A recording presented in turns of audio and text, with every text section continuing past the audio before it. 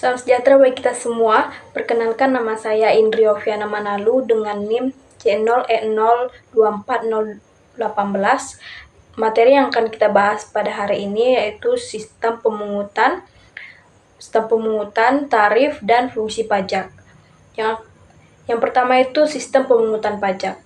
Sistem pemungutan pajak ada 3. Yang pertama, Official Assessment System. Sistem ini adalah suatu sistem pemungutan yang memberikan wewenang kepada pemerintah atau fiskus untuk menentukan besarnya pajak yang terutang oleh wajib pajak. Ciri-ciri sistem ini, yang pertama, wewenang untuk menentukan besarnya pajak terutang ada pada fiskus. Nah, fiskus di sini artinya pegawai atau pejabat pemerintah yang bertugas dalam menghadapi dan mengatur tentang pajak ini. Yang kedua, ada wajib pajak bersifat pasif. Artinya, wajib pajak diperlakukan sebagai fiskus, di mana wajib pajak harus jujur dan berperan aktif dalam menghitung, membayar, dan melapor pajaknya sendiri. Nah, seolah-olah di sini tuh ia adalah petugas pajak untuk dirinya sendiri, tanpa menunggu petugas pajak datang. Yang ketiga, ciri-cirinya itu hutang pajak timbul setelah dikeluarkan surat keterangan pajak oleh fiskus. Kemudian sistem yang kedua itu ada self-assessment system. Sistem ini adalah suatu sistem pemungutan pajak yang memberi wewenang kepada wajib pajak untuk menentukan sendiri besarnya pajak yang terutang. Ciri-cirinya, yang pertama, tentunya wewenang untuk menentukan besarnya pajak terutang ada pada wajib pajak sendiri. Yang kedua, wajib pajak aktif, mulai dari menghitung, menyetor, dan melaporkan sendiri pajak yang terutang. Yang ketiga, fiskus tidak ikut campur dan hanya mengawasi. Kemudian sistem yang ketiga itu ada withholding system. Adalah suatu sistem pemungutan pajak yang memberi wewenang kepada pihak ketiga, bukan fiskus dan bukan wajib pajak yang bersangkutan, untuk memotong atau memungut pajak yang terutang oleh wajib pajak. Nah, pihak ketiga di sini seperti contohnya perusahaan pemberi kerja seperti HRD atau perusahaan. Di sini mereka memotong pajak penghasilan dari gaji karyawannya. Contoh yang kedua itu ada bank atau lembaga keuangan dengan memotong PPh atas bunga, dividen, atau jasa. Yang ketiga, panitia penyelenggara undian atau pertandingan, di sini dengan memotong pajak hadiahnya. Dan yang contoh yang terakhir itu ada pembeli tertentu dengan memotong PPh saat membeli barang dari penjualnya.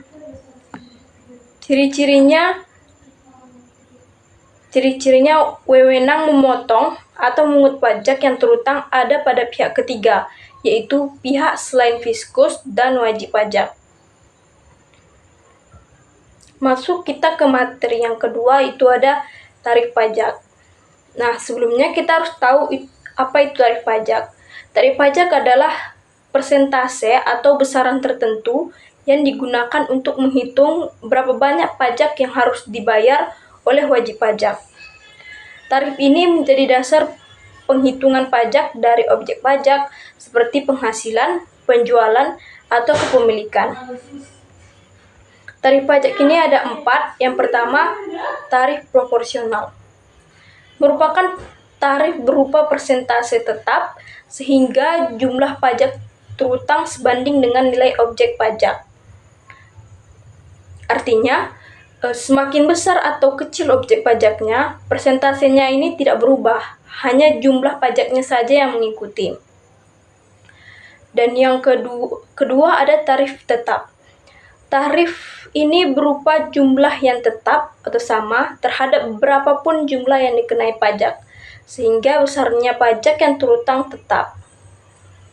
Artinya di sini, besaran pajaknya tidak dihitung dengan persentase, tetapi berupa nilai tertentu yang sudah ditetapkan. Yang ketiga ada tarif progresif. Ini adalah persentase tarif yang digunakan. Semakin besar persentase tarif yang digunakan semakin besar bila jumlah yang dikenai pajak semakin besar. Contohnya penghasilan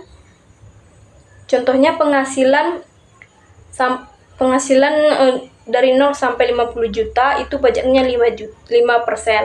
Penghasilan dengan jumlah 50 juta sampai 250 juta pajaknya 15%. Dan penghasilan di atas 250 juta itu pajaknya 25%. Dan yang ketiga ada tarif degresif, yaitu persentase tarif yang digunakan semakin kecil bila jumlah yang dikenai pajak semakin besar. Tarif ini tuh ialah kebalikan dari tarif progresif. Materi yang ketiga ada fungsi pajak. Fungsi pajak itu ada 4. Yang pertama, pajak anggaran, yaitu salah satu sumber dana bagi pemerintah untuk membiayai pengeluaran-pengeluarannya. Yang kedua itu ada pajak mengatur. Pajak ini sebagai alat untuk mengatur atau melaksanakan kebijaksanaan pemerintah dalam bidang sosial dan ekonomi.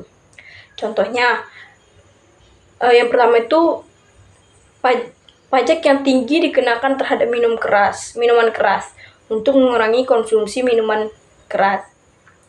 Yang kedua itu pajak yang tinggi dikenakan terhadap barang-barang mewah untuk mengurangi gaya hidup konsumtif. Kemudian fungsi yang ketiga itu fungsi redistribusi. Fungsi ini pajak yang sudah dipungut oleh negara akan digunakan untuk membiayai semua kepentingan. Di sini termasuk juga untuk membiayai pembangunan, sehingga dapat membuka kesempatan kerja yang pada akhirnya akan dapat meningkatkan pendapatan masyarakat. Dan yang terakhir itu fungsi stabilitas. Di sini pajak itu menjalankan kebijakan yang berhubungan dengan stabilitas harga sehingga inflasi dapat dikendalikan. Dalam hal ini bisa dilakukan dengan jalan mengatur peredaran uang di masyarakat, pemungutan pajak, dan penggunaan pajak yang efektif dan efisien. Demikian materi yang dapat saya sampaikan. Kesimpulannya yaitu pajak menjadi sumber utama pendapatan negara untuk pembangunan. Sistem pemungutan terdiri dari official, self, dan withholding dengan self sebagai sistem utamanya. Yang dapat kita simpulkan terakhir itu tarif pajak ditentukan oleh kesadaran masyarakat dan pelayanan pemerintah.